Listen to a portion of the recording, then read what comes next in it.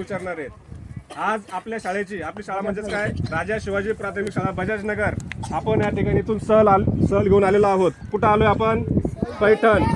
पैठणचंच या ठिकाणी ऐतिहासिक महत्त्व या ठिकाणी आहे। पैठणलाच पूर्वी प्रतिष्ठान म्हणून या ठिकाणी ओळखलं जायचं।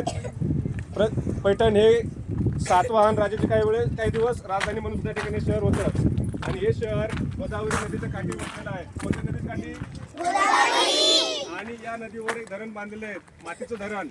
त्या धरणाचं नाव आहे जायकवाडी धरण। कोणतं धरण? आणि या धरणाचा जो जलसाठा आहे, पाणी आहे, त्याला काय म्हणतात? नाथसागर असं म्हणतात। तसेच संत एकनाथांची या ठिकाणी कर्मभूमी आहेत। या ठिकाणी संत एकनाथांचा जन्म झालेला आहे। आपण संत एकनाथांची समाधी बघितली, सर्वांनी आवडली। आता या ठिकाणी आपण या ठिकाणी नाथसागर बघतोय। या जलाशयाला काय म्हणतात?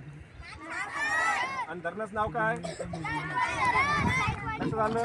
आणि काही वेळानंतर आपण या ठिकाणी संत ज्ञानेश्वर उद्यानाला भेट द्यायला जाणार आहोत। आणि आपल्याकडं बजाजनगरला किंवा आपल्या पूर्ण एमआयडीसी मध्ये पाणी येतं। पाणी या ठिकाणी आपल्याला पाऊस पडल्यानंतर ते पाणी कुठे जातं? नदीमध्ये। नदीमधून कुठे येतं? मोठ्या नदीमधून येतं। मोठी नदीमध्ये कोणती? गोदावरी नदीमध्ये येतं। आणि इकडे बघितलं तुम्ही मोठी, त्या पाईपलाईन ते फिल्टर होऊन टाकीमध्ये येतं। ओके, आणि त्या टाकीमधून ते पाणी नळामार्फत आपल्या घरापर्यंत येतं।